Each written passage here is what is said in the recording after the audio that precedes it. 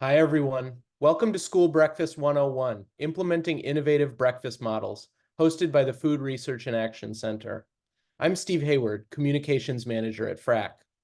Before we begin, I'd like to cover a few brief housekeeping items. We expect this webinar to run about 60 minutes. We are recording the presentation and will send the recording and slides in a follow-up email to everyone who registered. Closed captioning is available. To turn captions on, select Show Captions in the bottom taskbar and choose English as the spoken language. We'll have time for questions and answers after the presentation. To ask a question at any time during the webinar, please use the Q&A tab in the bottom taskbar. With that, I'll pass it off to Erin Kennedy Heisem, Senior Child Nutrition Policy Analyst at FRAC. Take it away, Erin. Thanks, Steve, and welcome everyone. Thank you for joining us today during National School Breakfast Week for our Thursday afternoon webinar, School Breakfast 101, Implementing Innovative Breakfast Models. For those of you who may not be familiar with FRAC or are just getting to know us now, we are a national anti-hunger organization that's dedicated to eradicating poverty-related hunger in the United States through strengthening and supporting the federal nutrition assistance programs. Next slide, please. We do this through three main ways. First and foremost, we conduct research on national programs. We provide coordinated training and technical assistance on the nutrition assistance programs, and we advocate for bold and equitable policy solutions to strengthen the programs and increase access. Next slide, please. So as you all know, this is School Breakfast Week. It happens to be one of my most favorite weeks of the year for one of my most favorite meals of the day. FRAC has been celebrating all week long, and we welcome any kind of any way you may join us in our celebrations today and tomorrow. Next slide, please. You can see here some of the great shout outs we've done for our school breakfast champions. You know, champions exist in every single state and every single district with their support of the school breakfast program. And we encourage you to join us in calling out those school district operators, partners, state agencies, and advocates that really help make breakfast a great program for students in your state and community. Next slide, please. So we have a lot to talk about today. I am so excited to be joined by three phenomenal school nutrition operators: Alysia Spooner-Gomez from Lowell Public Schools in Massachusetts, Stacey Rossmiller from Missoula County Public Schools, and Stephanie Walker-Hynes from Little Rock School District. I'm going to start off by giving some brief background on the benefits of breakfast and data on participation over the last few years, and then I'm really going to turn it over to our speakers today so that they can teach all of us how you take the theory and you make it an operational practice. Next slide, please. So I'm sure everyone on this webinar today can remember a time, either recently or long ago, where your morning was so hectic you didn't get to eat breakfast. And you know what that did to you for that day. You may have been crankier, you had less patience, you didn't have the ability to concentrate or focus as much as you would have, and maybe it affected how you ate through the rest of your day. We know that these feelings are exacerbated in students who chronically miss school breakfast. And the research supports this. The research shows us that school breakfast in particular is associated with academic and health outcomes. But what also school breakfast does is it creates a benefit to the entire school community. In a previous life, I had the privilege of working in a large school district doing food and nutrition operations. And one of my favorite things about the breakfast program was the sense of community a robust program created within the school itself. When we moved breakfast into the school day and we incorporated it as part of the school day and created a culture around school breakfast, it sent a message to those students. And that message was, we care.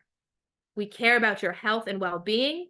We care about your academic performance, and we care about your success today and in the future. So we're going to talk about how districts across the country are doing just that. Next slide, please.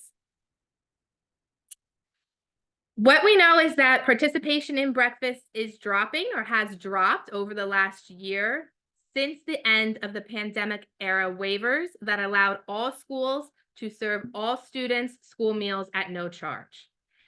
During the COVID-19 pandemic, thanks to waivers from the USDA, schools across the nation were able to serve all students breakfast at no cost, and this led to a boom in breakfast participation. Since those waivers ended, the majority of schools across the nation returned to that tiered traditional model of free, reduced price, and paid meals, and we're noticing a dip in participation back to pre-pandemic levels. Next slide, please. Another way that we look at this at FRAC is looking at the gap between lunch eaters and breakfast eaters. We aim to have 70 for every 100 students eat both school breakfast and lunch. And what we're seeing is that since the end of those pandemic era waivers, that gap between breakfast and lunch eaters has also returned, indicated that many of the barriers that prevent students from participating in the school breakfast program have also returned. Next slide, please. So what are some of those barriers? When I think about barriers to breakfast participation, I think about it from two angles. One being, what is the barrier that the student faces? And the other is, what is the barrier that the operator faces in increasing breakfast access?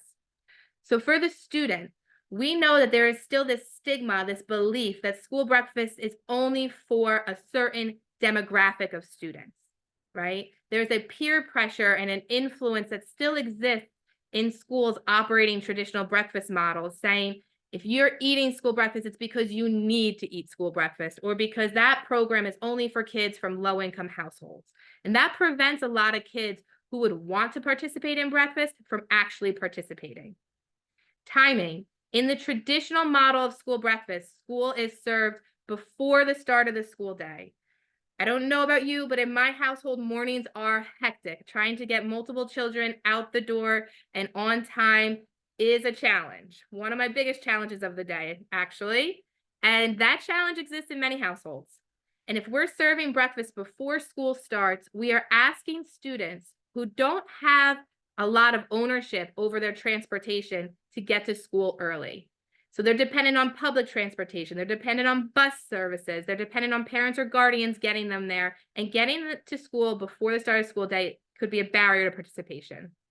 Location is another. Oftentimes breakfast is served in the cafeteria, far away from homeroom, far away from lockers, or where kids congregate in the morning. And so going to a separate location in the cafeteria to eat breakfast, one, it identifies you, it contributes to that stigma, and it's a barrier to that rushed morning schedule. And lastly, cost. We know that there is rising school meal debt in schools across the nation, and that many families are still struggling financially. They may not be eligible for reduced price meals. And so the cost of breakfast can be a barrier as well. We'll hear a lot from our operators today, but we know that they still are facing many challenges, including labor shortages and staffing situations, menu availability of high quality foods that the students want to consume, and the support. To operate a robust breakfast program, you really need support outside of food and nutrition services. It requires buy-in from custodians, teachers, students, families, administrators, the whole school community. And without that support, the breakfast program will not thrive as greatly as it could. Next slide, please. So our partners at Gen Youth recently, just this week, released a survey where they surveyed middle and high school students, and the focus is on healthy eating, behaviors, and nutrition literacy. What this survey found was that youth who skip breakfast are less likely to say that they eat healthy, that over half of youth skip breakfast at least once a week, and this is exacerbated in youth that come from lower income households. And youth who don't eat school breakfast cite taste and timing as the primary barriers. Next slide, please. But thankfully, thanks to all of you on the call and all of our partners, we know what makes a robust breakfast program and what increases students' access to this vital morning meal. And there's two main ingredients in a healthy breakfast recipe. One is healthy school breakfast for all, so eliminating that cost barrier.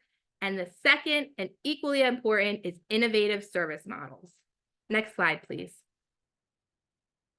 Just last month, FRAC released a report on healthy school meals for all, looking at participation in the 2022 and 2023 school year compared to pre-pandemic levels. 4 out of the 5 states that were implementing healthy school meals for all policies during that year saw tremendous growth in their breakfast program. We know that offering breakfast at no cost reduces that cost barrier. Schools are doing this nationwide, whether they're in a healthy school meals for all state or not. They can do it through a self-sufficient non-pricing model. Schools can do it using one of the special provisions, such as Provision 2 or the community eligibility provision. More and more states are adopting breakfast policies. Pennsylvania, Connecticut, Maryland come to mind, where there is state funding to offer breakfast at no charge. And then, of course, the gold standard, healthy school meals for all students in all states, the goal that we are driving towards. Next slide, please. You will hear from our presenters today about the breakfast after the bell. These are our innovative breakfast models. When we say breakfast after the bell, we are thinking of 3 primary models, but school food service directors are an innovative and creative group, and every day I'm learning of a new model. The main 3 are breakfast in the classroom. Just like it sounds, breakfast is served directly to students in the classroom. This works really well in elementary schools, where the younger students will come into their classroom, they'll take off their backpacks, they'll sit down, their breakfast will be waiting for them, and they'll be able to eat breakfast during morning announcements or while teachers are taking attendance, handing in homework. Grab and go and second chance are very popular in secondary schools, middle and high schools, where breakfast is served where students are located. So we're moving it often out of the cafeteria to a kiosk in a very busy location, maybe an entrance where a lot of students enter through the doors, or a hallway where a lot of different classrooms convene. Breakfast is served often from a cart, from a table, from a kiosk, and students are able to take that breakfast and go into their homeroom or first period and eat it during their morning start of the day routine. Second chance is very similar, very popular in high schools. We often hear from teenagers that they're not really hungry when they first wake up.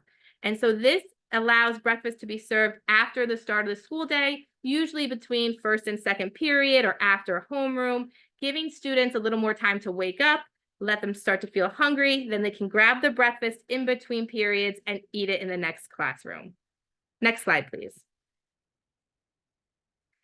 And this statistic comes from USDA.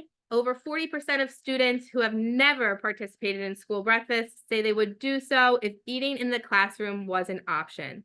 So what we know is really the key to breakfast success is pairing that no charge breakfast with one of these breakfast after the bell models.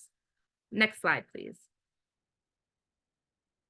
All right, and with that, I'm excited to start handing it over to our operators to tell you how they are making this breakfast program work. First up, we have Alysia Spooner-Gomez, a registered dietitian and general manager at Lowell Public Schools. Take it away, Alysia. Hi, yes, thank you for having me. So I'm going to talk to you a little bit about our food nutrition breakfast program. Next slide, please. So a little bit about Lowell Public Schools. Our enrollment is 15,000. We are a CEP district. We have been one for, I want to say, about 13 years. We have 28 schools in our district. 19 of those schools, as of right now, have grab and go carts. We just implemented them at a school this week at one of our elementary schools, and 9 schools are doing breakfast in the classroom. 8 of those schools are satellite schools. Our breakfast participation in February was about 6,400 breakfasts per day. I can tell you it's growing every day. Today, we served 7,200 meals that I can see so far. So that's fantastic. And we do offer breakfast after the bell at all of our schools. It is mandated in Massachusetts. We have been doing it for a couple years now. So that pretty much looks like breakfast goes to the front office in some schools, and but all schools that have grab and go carts, there is a cart that is left at the entrance. for about 10 to 15 minutes past the tardy bell. So we have found that successful in catching late buses and late arrivals, just leaving one available breakfast cart with multiple options. Next slide, please. So a little bit more about us. We do offer a lot of programs.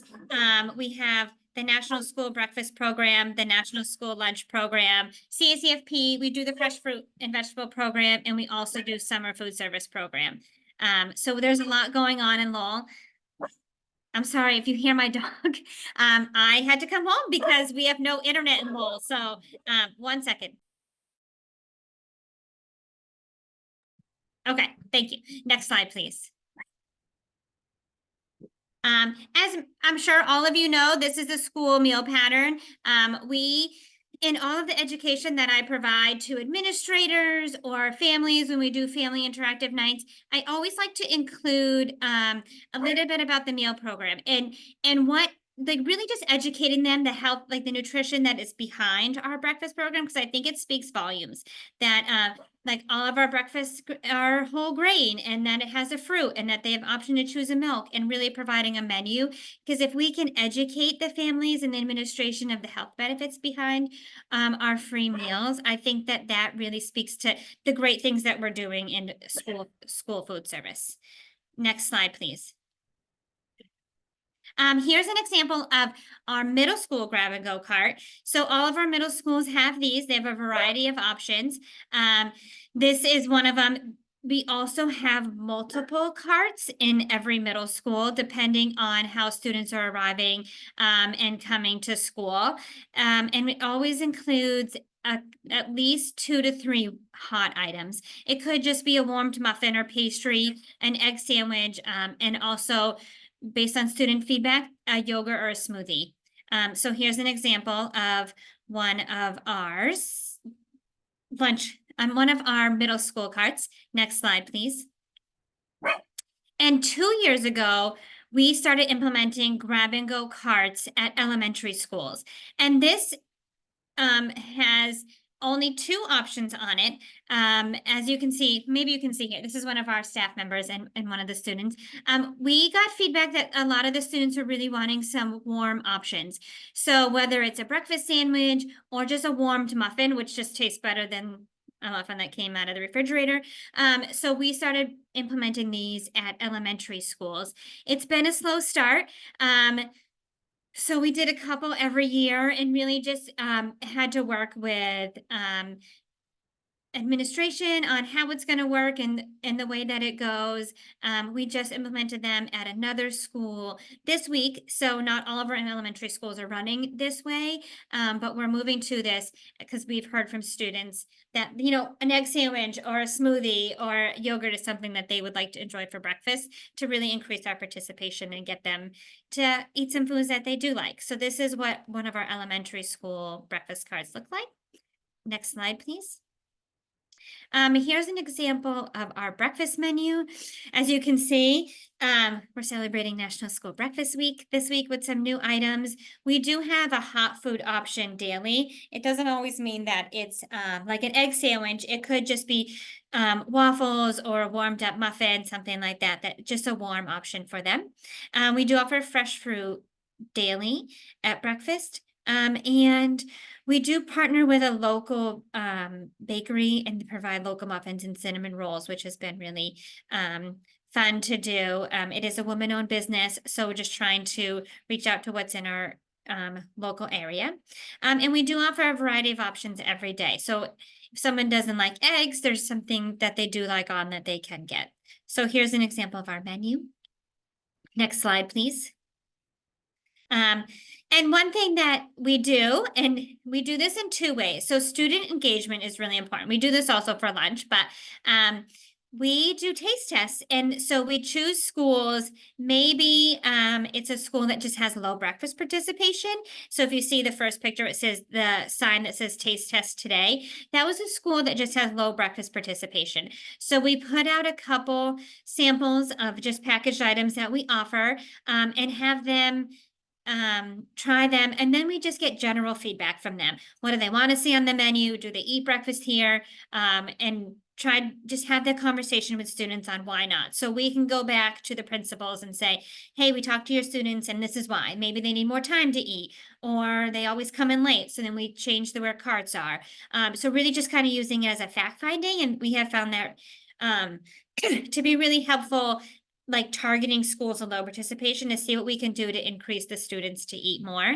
And from there, that is where we found out a lot of stuff to change our menu. So trying to find new items, but also trying to make sure that we're serving things that the students like. And then the next two pictures on here are just some feedbacks from taste tests. And so you can see this week, we're actually serving the breakfast pancake roll on a stick, which has been really successful. And so we use these graphics to show principals. We put them on our digital menu boards to show students what's coming, and then feedback based on it. We have found that the warm items are something that the students really like. So pancakes, they love these egg and cheese wake up wraps that we have. So really using the kids to help guide our recipes and our selections on our menu. Next page. I've also tried this at any feedback I can get from the students is fantastic. So in our middle schools and high school, we do put up these QR codes so I can get more feedback from the students. Excuse me.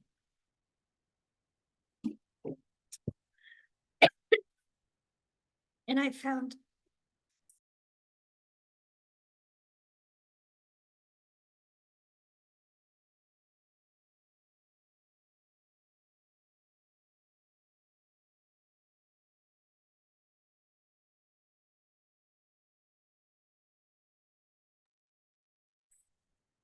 sorry, I'm also getting over a cold. So we have found this to be really helpful and just really guiding them with the students about school breakfast. Next. And really just spreading the word. So we do Wellness Wednesday posts. I do a monthly newsletter to all principals and administration.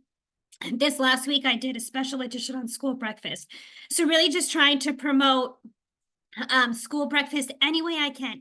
Any way that I can spread the word that, hey, it's free. This is what we're offering. And giving the principals or anyone material to share out to their families and to their students. So really using that as a way, and then posting on social media, what's happening, any graphics that we have, just to spread the word that the meals are free and education behind them. Next slide, please. Here's just some options of some egg sandwiches that we serve. And then the picture on the right is actually an elementary breakfast cart at one of the schools we started this year, and it has actually grown our participation. So there's options that students can see it. We have colorful bags that a staff member helps put the meals in so they can carry it to their classroom. Next slide, please. And coming soon, this is our brand new food truck. I'm really excited about this. We took it out last week and test drove it and tried it out at a school.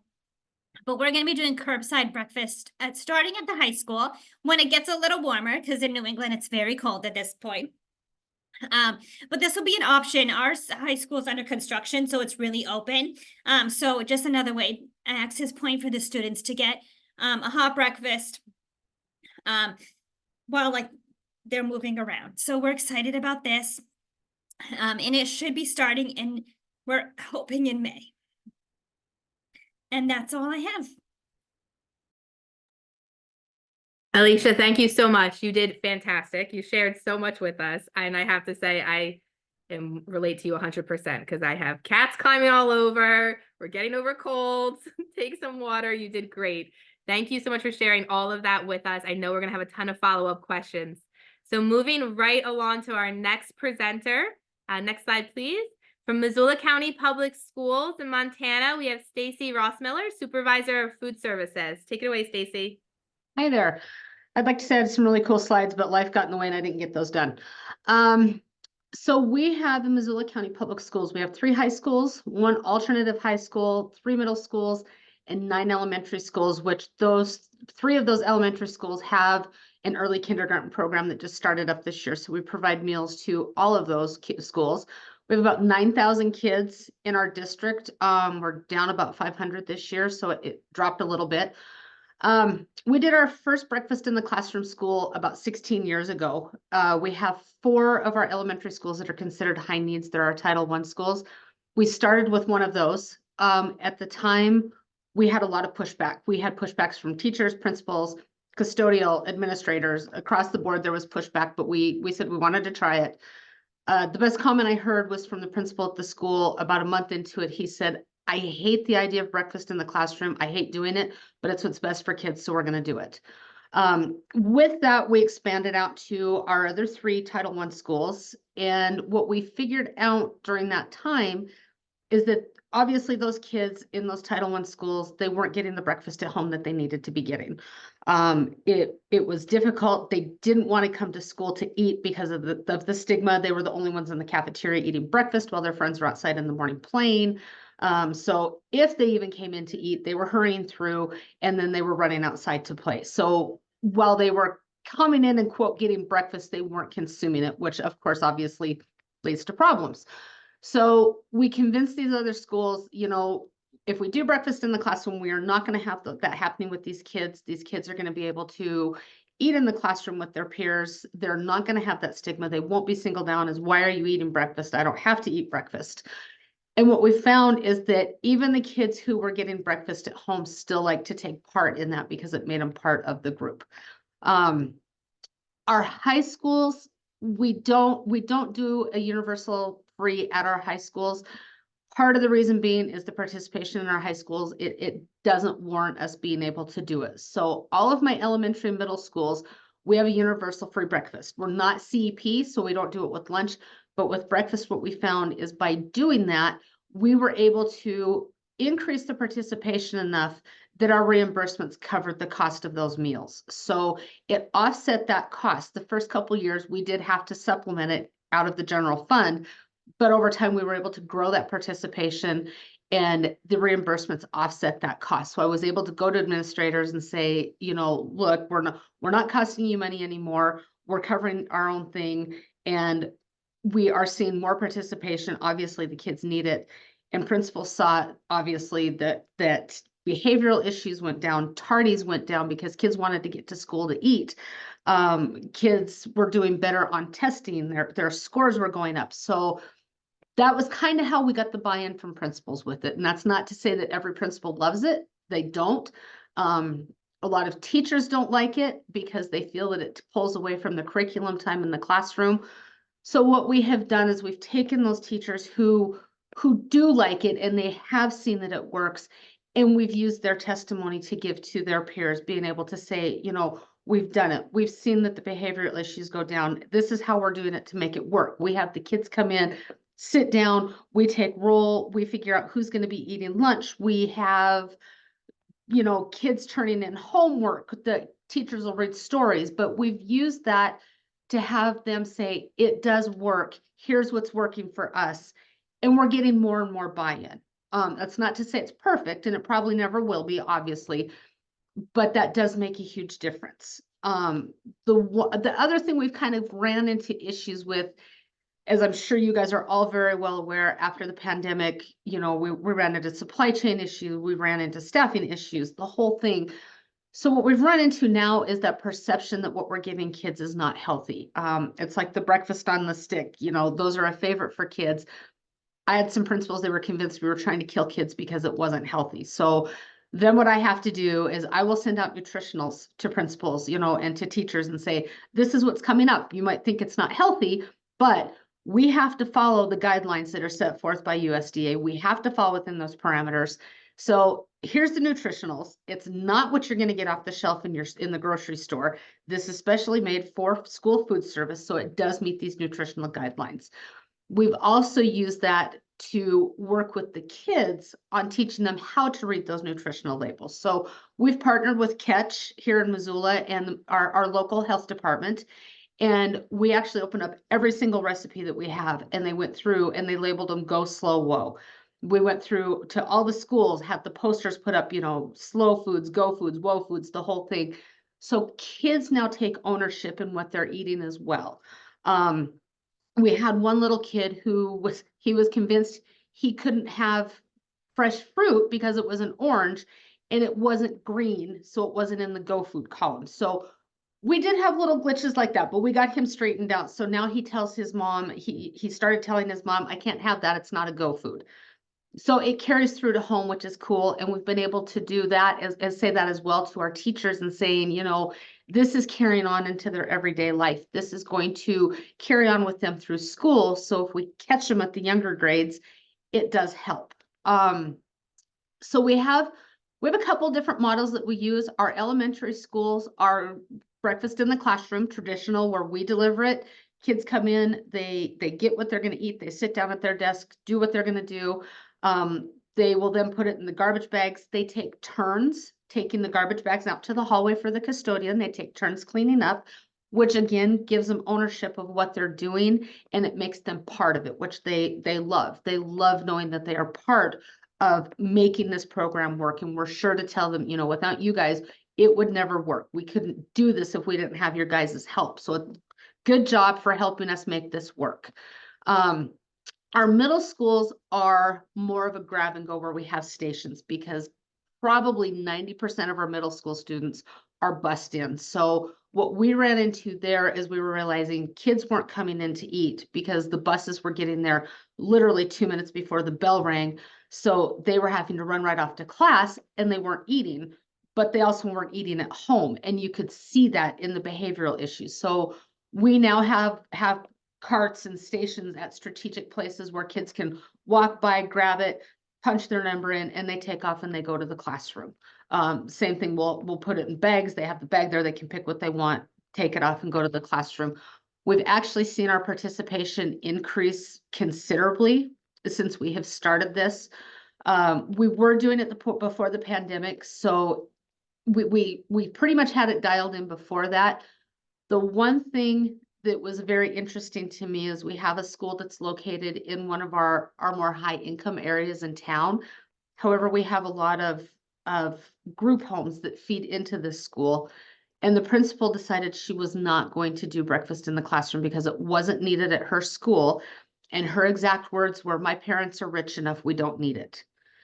So I went to the superintendent, who fortunately was a huge supporter of breakfast in the classroom. He's a huge supporter of school nutrition for kids. He grew up needing that service. So I had his buy-in and his support. And he told her, yes, she would be doing it. And they are one of our highest participating schools. I think they have like a 95% participation rate.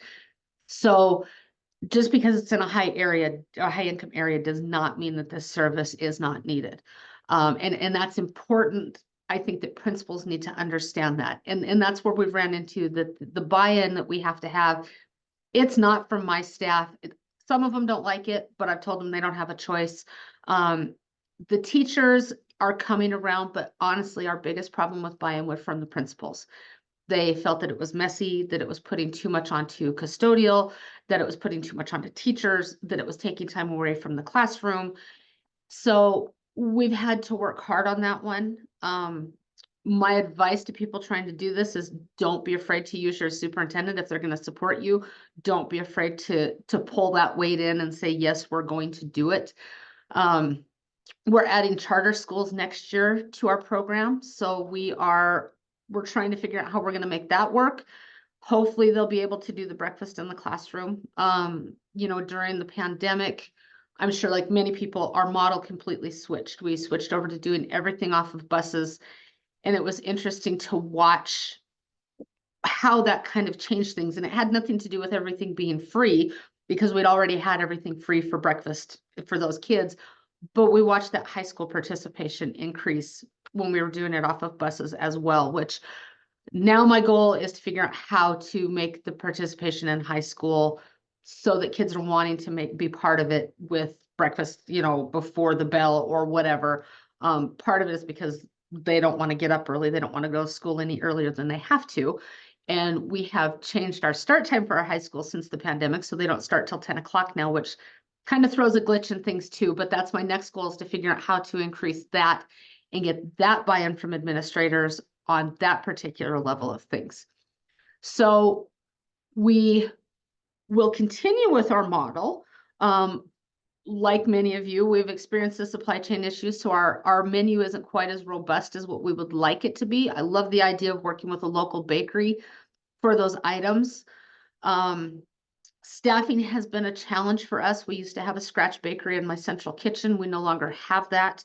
So we've had to go to more IW items, which again, that perception is that they are not as nutritional as what they could be. So in a nutshell, that is how we have done things. I think the partnership with neighboring programs like our Catch program, our health department, we have our Peas Farm, which is a local farm that they work with kids for Farm in the Classroom, and that I think that's key to help with the buy-in as well, because a lot of our parents are also part of that community and part of that particular program. So yeah, that is about it on how we do all of that. Stacey, thank you so much. I have so many notes I've jotted down. First of all, I had the privilege of being in Montana this past summer for vacation in Missoula. Beautiful city, foodie kind of city, farmers markets and everything else. If you've never been to Montana, I highly recommend going. It's gorgeous. But I love when you say that, you are self-funding universal free breakfast. Oftentimes we hear that, if you can't be in CEP, you can't do provision 2, you're not in a healthy school meals for all state, that it's not feasible. So thank you for being a resource on doing that. I definitely am going to pick your brain offline later about later school start times for high schools and the impacts on breakfast. But moving right along to our next fantastic operator and speaker, it's my privilege to introduce Miss Stephanie Walker-Hynes from Little Rock. Take it away, Stephanie. Hello, everyone. I'm so excited to present. I'm really, really tired. I've just gotten back in town from LAC. And I'm telling you, I had to hit the ground running. So I want to first of all thank everyone on my team that's on this call webinar, because I know you're tired also, but you managed to hang in there just to see your director represent you again. And thank you for that opportunity. Next slide. I don't want to repeat a lot of the things that have already been said, but I do want to say that on Wednesday, while I was in an airport coming home, my amazing team at Chico Elementary hosted our state governor to visit with and interact with the students at Chico Elementary. We had a great team. My manager, my supervisor, they held it down for me while I was getting home. And so I'm so excited that, and you probably saw the national news today. I think we made the SNA Express, and I know we've seen it in the Arkansas Times in different places. So I do want to tell you a little bit about our school district. We currently have 39 school sites. We have 25 that are Provision 2 and 14 that are traditional. And so this is our first, maybe our second year doing universal feeding in every school, well, especially in those 14 schools that are not Provision 2. And that way we can definitely make sure that every child has the opportunity. And as my colleague said, we are definitely self-funding the universal feeding, but it's well worth it. And so we participate in the National School Breakfast, National School Lunch, fresh fruit and vegetables, summer feeding, and sometimes supper. Next slide, please.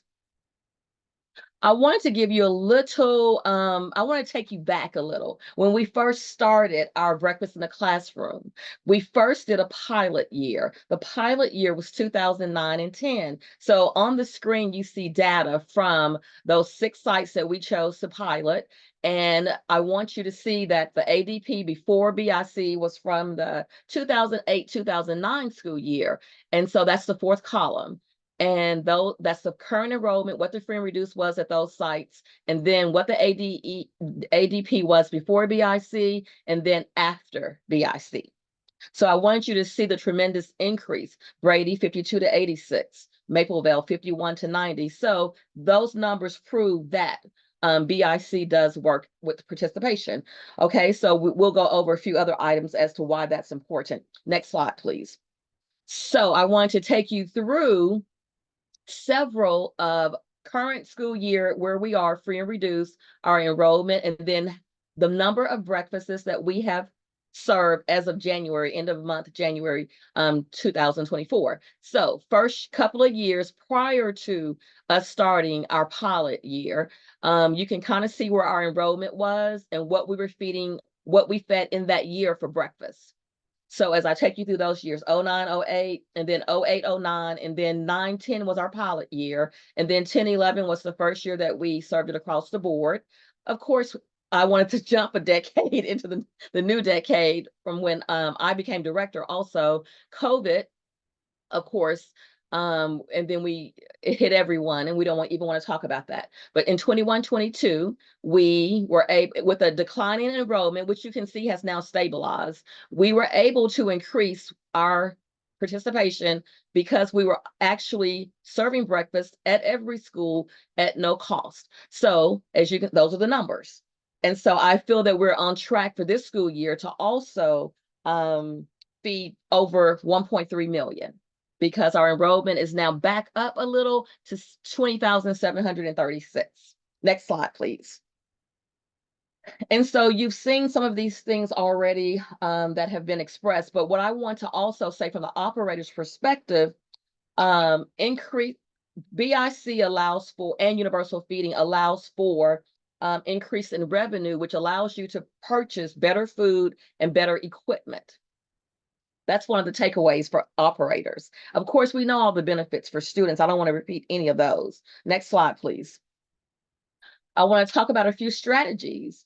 And I've heard this, you have to sell it to your superintendent. And we've had great superintendents that supported breakfast in the classroom. Now, things have changed. Of course, we know that there's a big push for curriculum. I think that some educators think that breakfast in the classroom takes away from curriculum time. And so we really partner with people like No Kid Hunger and Arkansas Hunger Relief Alliance and different partners in the state so that we can keep pushing current data out there, and then just showing them ways that we can still serve breakfast to all students. A few of our schools did not want to do breakfast in the classroom. So what did I have to do? I had to go talk to those principals and say, hey, let's just have everybody go through the serving line, do a grab and go, and still enter their number at the point of sale. And then those kids just go eat, because you're going to have kids in the building before school, and they're going to be hungry. So why not feed them if they're in the building? And so that's kind of the way that we currently continue to keep our numbers up. But you have to have a strategy. You can't just wake up one day and say, hey, I'm going to do breakfast in the classroom. You're going to have to do a little research. You're going to have to reach out to people like myself and other operators on this webinar. But also there are so many resources that we all can use through the School Nutrition, of course, Foundation. SNA has great videos. Each of your state departments probably also, because we have a great state department. I have a great area specialist, and as we have always, and they are so helpful when it comes to either letting us vent or strategizing with us. Also, you should also have a report developed so that you can compare your ADP versus your enrollment, and then just kind of keep up with that data. Discuss your plan of action with your nutrition people, your administration, your school board, your principals, teachers, parents, and community. You don't want to leave them out. They need to know what we're doing. Next slide. So like us, you could potentially have, a few pilot schools just to get it going until you get all of your ducks in a row. Or you can just jump in with all of your schools. But here are just some strategies that would give you a little, I think, insight on how you could start. Next slide, please. We've talked about the models before, and in addition to when we first started, these are the first models that we did. We've also added, of course, going through the cafeteria serving line and having the kids enter their point of sale and eating breakfast if they come in the building early. We're in the building early, and these kids are ready to eat, so we're ready to serve them. And so that's the method that you've already heard today. Next slide, please. I wanted to show you just a few pictures. The direct to classroom, when we deliver the bags, we come in, we pack out a little the day before. Of course, if it's a hot meal, we pack out the morning of the hot items. We have a combination. Sometimes we have blue bags and red bags to indicate cold hot. There's so many different items you have to buy to make certain that you're keeping the food at the proper temperature and that you are serving a unitized meal and that the kids don't have to touch anything other than their bag and then maybe pick up their milk.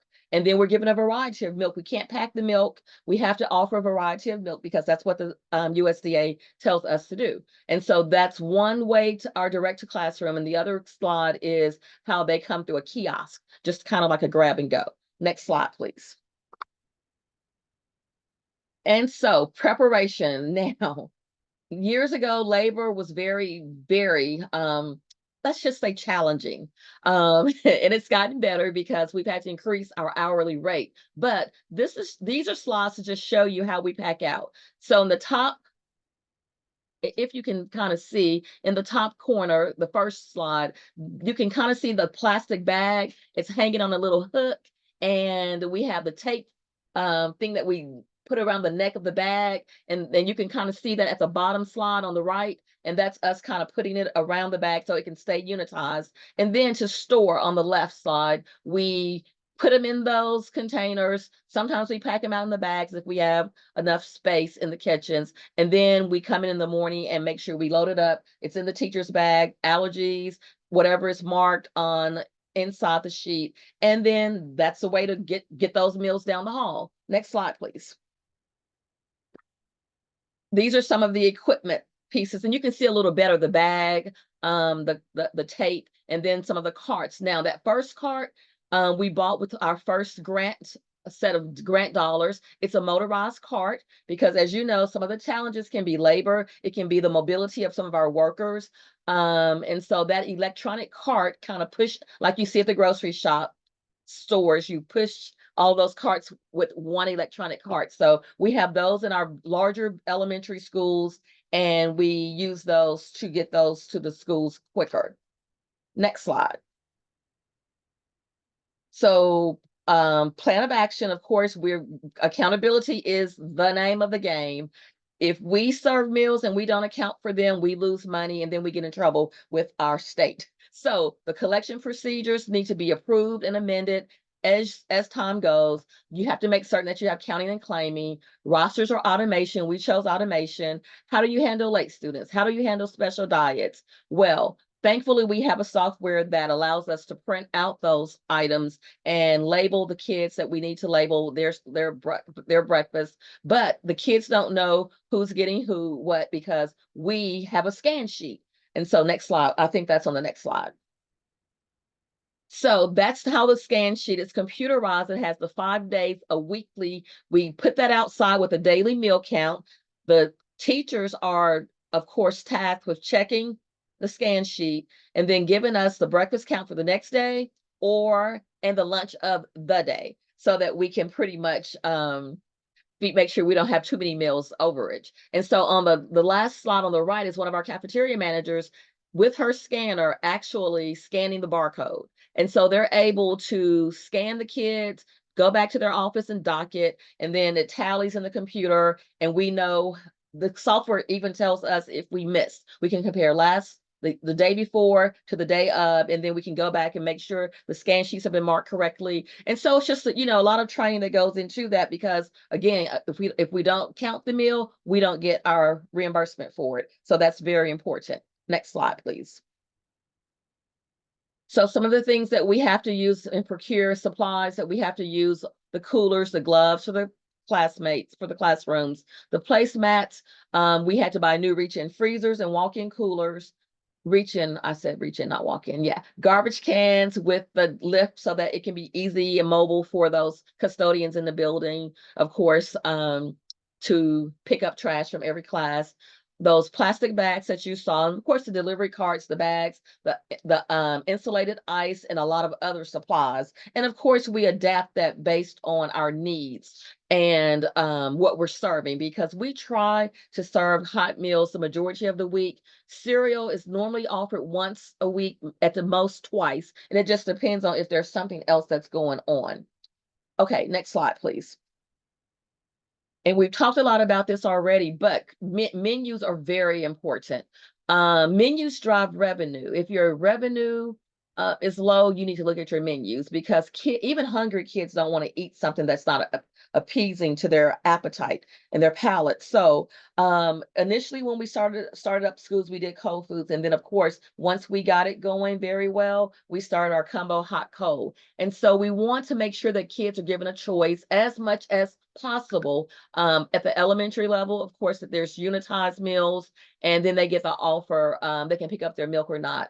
But also we've started putting our True Fruit inside, and so, oh no, I'm sorry, outside, so they can choose if they want both or if they want two of the same. And so we want to make sure they feel like they have a choice or a say in what they are eating for breakfast.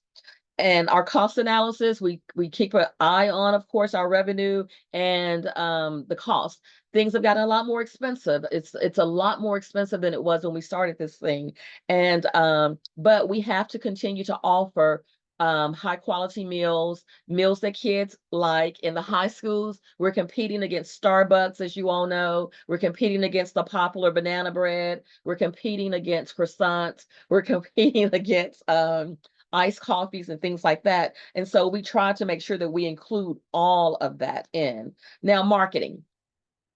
That's one thing you have to do. You have to let the public know what you're doing, but you also have to let the children who are our customers, and they're the most important component of what we do. And so marketing, we have signs, we've gotten grants over the years, we apply for grants throughout the year, and we're very fortunate that we do get grant dollars. But we have signs in all of our cafeterias, whether it's breakfast in the classroom, whether it's breakfast is here. Next slide, please.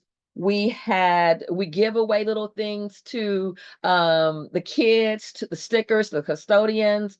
Initially when we started, we gave one adult meal per classroom, paraprofessional or the teacher, whoever was helping us. And then of course we had to get away from that because we did that under grant funds. We paid for it with the grant funds, but now we're back to just saying, hey, it's what we need to all do as a community to feed our students. So next slide.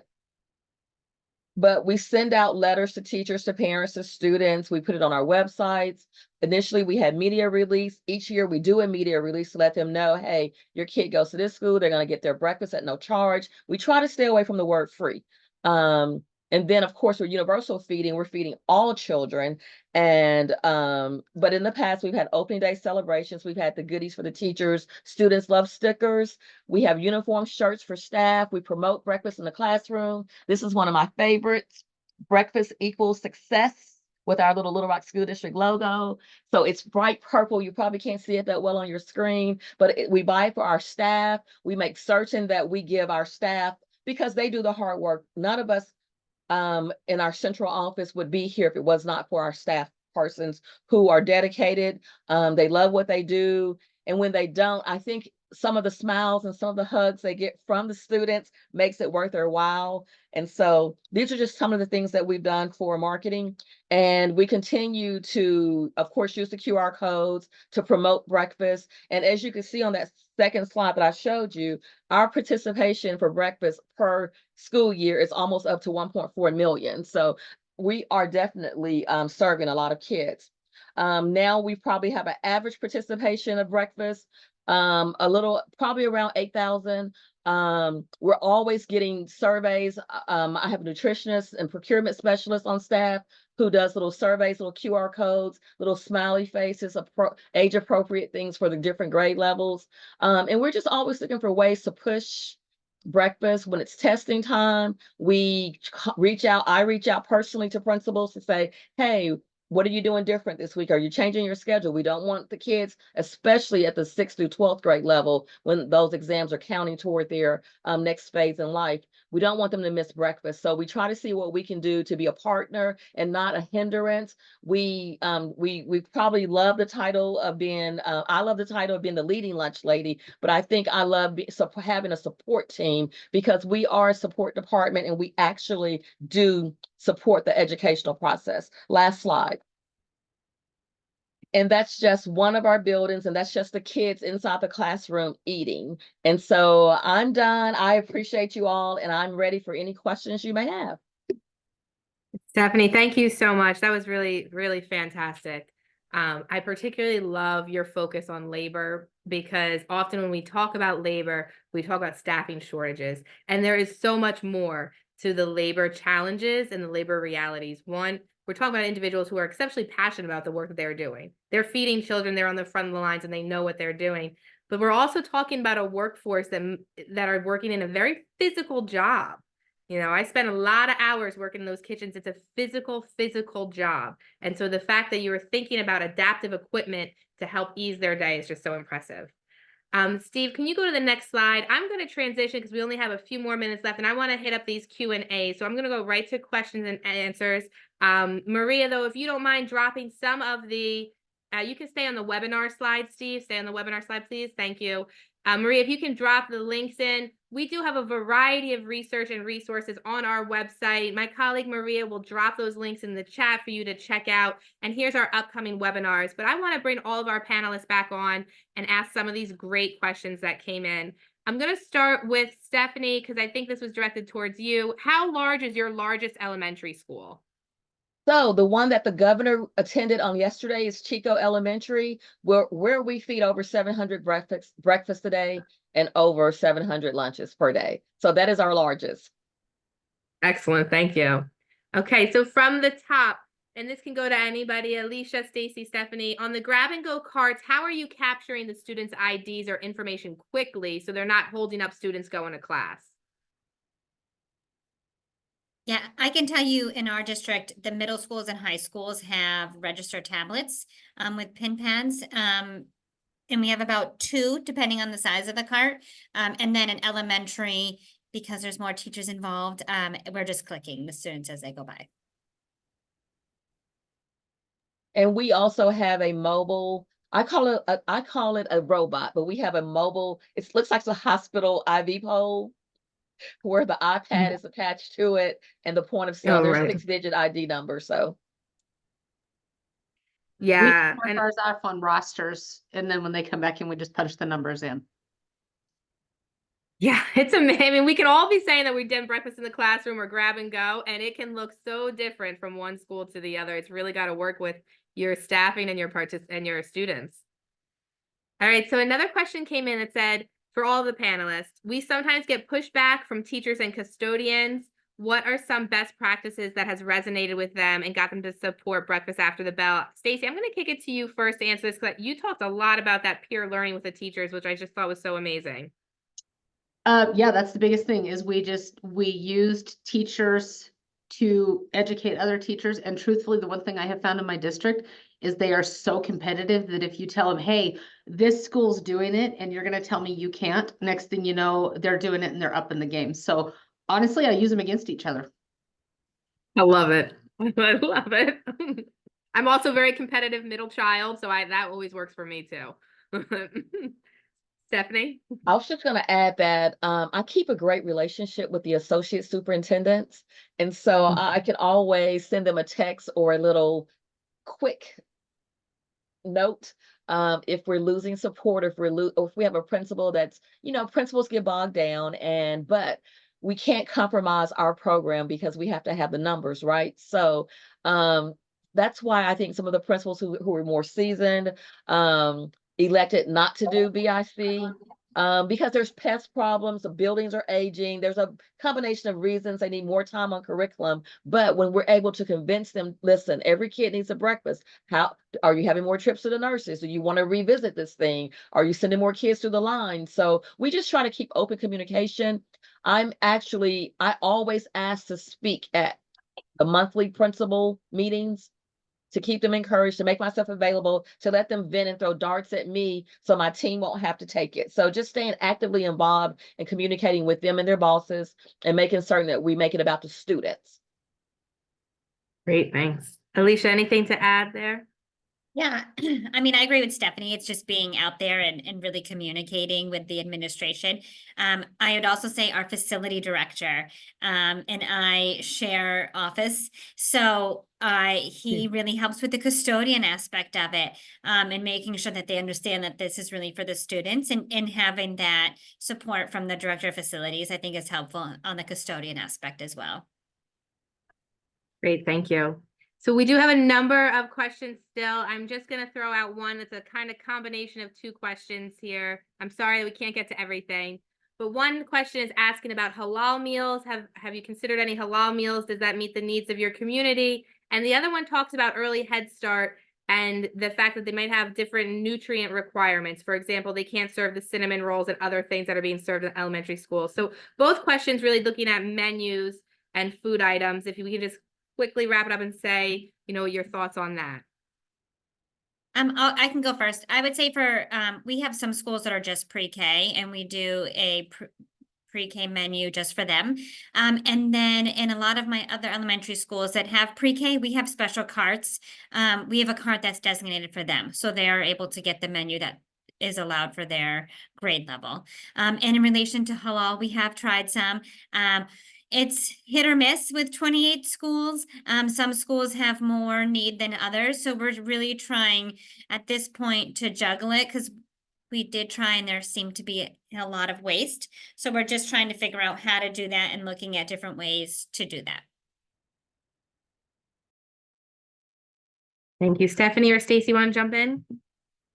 I'll just agree with what Alysia said. And we do if there's a request, and then we try to handle it one-on-one, but we try to make available things that we know are universal. So that's the biggest thing. If they're not going to eat the entree, then we're going to make certain that the fruit and whatever else that we're offering for breakfast will meet that guideline. But, we have to follow USDA guidelines. And so we're not able to give a different set of foods, but we do try to offer those foods that we know they can have. And it's not a big population or a big thing here in this school district, but I do know that we have, like, for instance, students that don't eat pork, students who don't. So we do try to treat all of those things under the same umbrella to make certain that we offer an alternative. If it's going to be pork, we'll say that it's pork, but if it's not, we'll say turkey or whatever else we've sourced out for them. Great, thank you. Yeah, so we actually have my Head Start program here in Missoula. They actually contract out with us. So we do have a different set of nutritional guidelines for them. And we just do a separate menu for those kiddos. And then the halal thing, we're working on that. We're starting to bring more stuff in. We've had a huge influx of refugees into Montana, which is great. It can be challenging at times because you're right. There's, a lot of it can tend to go to waste, but we're starting to see more things come in that are of a better quality. So yeah, we're definitely working on that as it continues to come in. Great. I just want to wrap up. I know we're a little over time. Alysia, Stacey, Stephanie, thank you so much for taking time out of your exceptionally busy days and lives. I know the jobs of food service director is really 24/7. Maybe you get to sleep sometimes, but there's often emails and phone calls coming in at that time as well. So thank you so much for joining us on School Breakfast Week, sharing your stories. All of the slides, recordings will be sent out in a follow-up email. And as always, to everyone on the webinar, if you have follow-up questions, please reach out to me and I will connect you with our speakers and we'll get you the answers to any questions you might have. Thank you, everyone. Have a great rest of your day. Thank you.